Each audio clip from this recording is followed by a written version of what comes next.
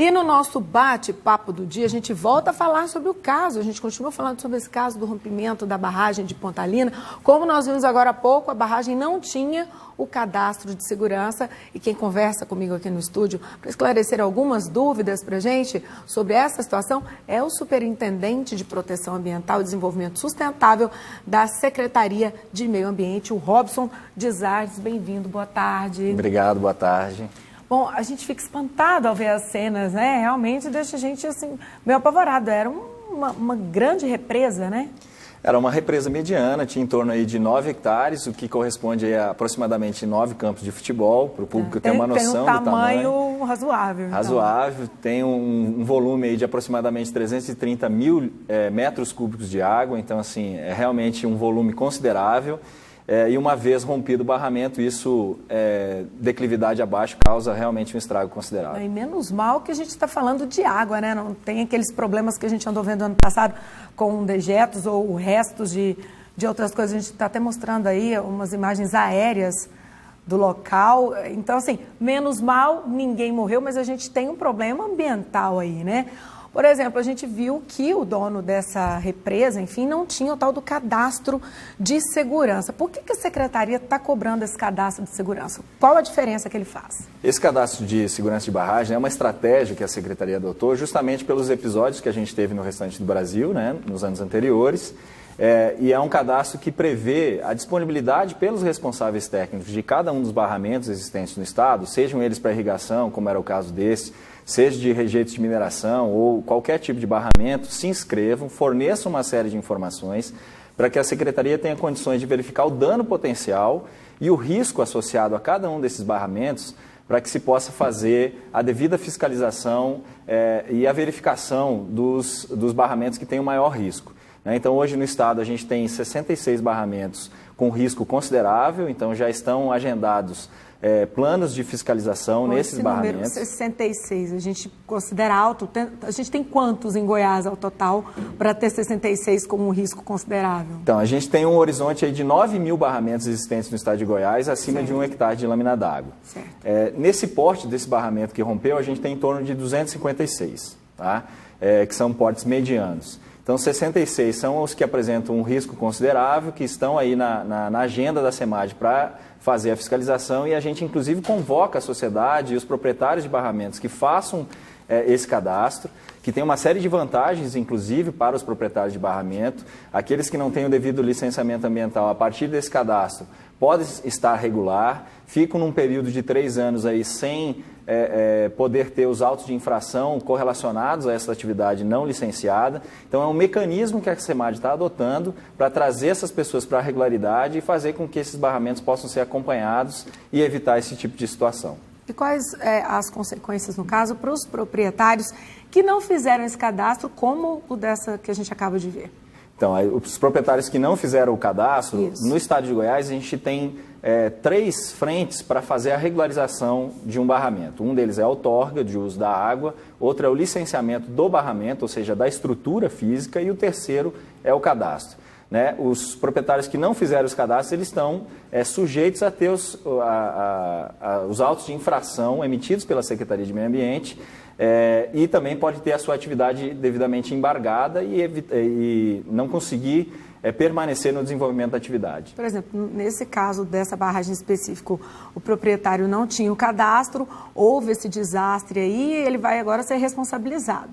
Sim, a SEMAD está verificando primeiro quais são as suas responsabilidades, então já está fazendo esse diagnóstico, e nos próximos dias isso vai ser divulgado e ele sim receberá as sanções administrativas cabíveis. Tem muita gente, muitos proprietários aí de barragens, no caso, que ainda não fizeram esse cadastro? Tem muita gente devendo ainda? Sim, a grande maioria. Infelizmente, hoje a gente tem em torno somente de 20% dos proprietários de barramentos que fizeram o cadastro, e é por isso que a gente convoca aí a todos os proprietários a proceder ao cadastro, porque tem a vantagem tanto para eles, como para a Secretaria e para o meio ambiente como um todo. A Secretaria tem agentes suficientes para estar fazendo aí a fiscalização nessas represas, nessas barragens, as que, no caso, inclusive, tem que fazer esse cadastro, já que são tantas? Hoje a Secretaria contém um quadro diminuto de fiscais, mas o governador Ronaldo Caiado já anunciou, inclusive, a possibilidade de um novo concurso público para que a gente possa reforçar as nossas equipes.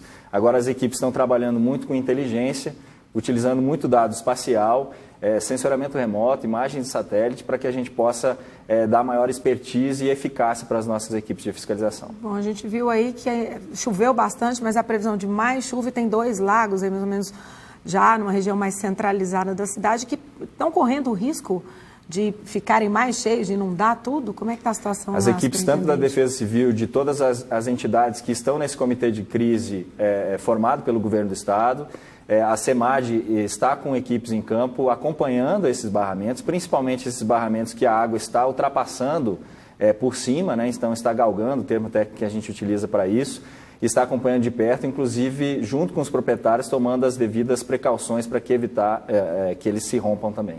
Pois é, os técnicos da Secretaria, a equipe da Força Tarefa fez uma visita ontem a 3 represas ali do lado de fora da cidade. O que foi constatado? Como é que foram as orientações? Esses 3 barramentos eles estão localizados acima do barramento que rompeu. Então a nossa preocupação é que eles pudessem contribuir também com água, com enxurradas, caso se rompam. Então a gente está acompanhando eles muito de perto. São barramentos menores, são barramentos aí em torno de 3 e um deles de 1 hectare apenas. Então é um volume de água muito menor, mas cabe a gente acompanhar e evitar que mais dano à cidade de Pontalina. Agora, uma conversa que está rolando lá na cidade é que não foi a primeira vez que essa represa se rompeu. Está havendo alguma investigação nesse sentido? Que informações a gente tem sobre isso? A Secretaria está fazendo uma análise histórica, porque isso a gente consegue verificar por imagens de satélite, né? E a gente já está tomando as devidas precauções para isso, para inclusive, na responsabilização que o proprietário ter, isso ser um agravante se de fato se confirmar. A gente viu aí que o pessoal tinha ficado com problema de água, energia elétrica, porque, enfim, inundou tudo. Hoje, a gente já viu que foi restabelecida a questão do fornecimento de água. Durante quanto tempo esses técnicos, tanto da CEMAD quanto o restante que formam ali, no caso, a Força Tarefa, vão ficar ali orientando e observando a situação? Em quanto tempo isso deve se normalizar? Há uma previsão? Todo o comitê de crise se deslocou no mesmo dia à cidade de Pontalina. As equipes permanecem em campo. Então, a Defesa Civil, principalmente acompanhando as moradias que têm algum risco de desabamento, a gente evacuou todas essas residências. Os técnicos da CEMAD vão permanecer no local até que o volume de água que tem nesses barramentos diminua e a gente tenha condições de dar clareza e segurança para esses barramentos. A gente não tem expectativa de retirada das equipes de campo porque a gente não sabe quando que para de chover efetivamente. Ontem... porque você disse aí quando a água baixar, então não dá para ter uma previsão. Se não estiver chovendo, daria para ter uma estimativa, mas do jeito que está, não... Perfeito.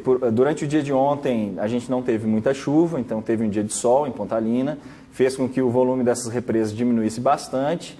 Isso já ameniza a situação, mas a gente tem previsão de chuva para os próximos dias, então vale a pena a gente acompanhar. Então, com essa chuva aí, alguma orientação especial?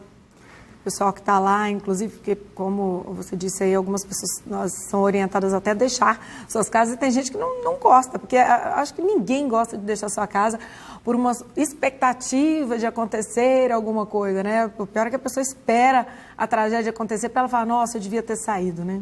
A recomendação é que todas as pessoas sigam as instruções, principalmente da Defesa Civil, que está no município.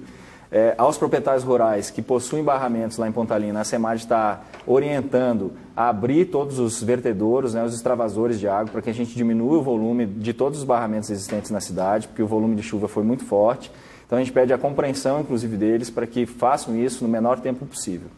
Certo, o Robson Dizares, que é o Superintendente de Proteção Ambiental e Desenvolvimento Sustentável da Secretaria de Meio Ambiente, muito obrigado por ter estado aqui com a gente, dados esses esclarecimentos, fica todo mundo querendo saber o que está acontecendo, o que pode ser feito, como melhorar, né, sair dessa situação. Ainda bem que ninguém morreu, agora é lidar com essa situação ambiental, né, essa tragédia, vamos dizer assim, não foi enorme como as que a gente viu aí no ano passado, mas não deixa de ser uma coisa muito complicada para o município de Pontalina, né? Com certeza, a Secretaria está à disposição, muito obrigado. Muito obrigado, uma ótima tarde, um excelente 2020, que a gente não tenha mais esse tipo de tragédia esse ano, né? Vamos parar por aí, né? Esperamos. Obrigada. Obrigado.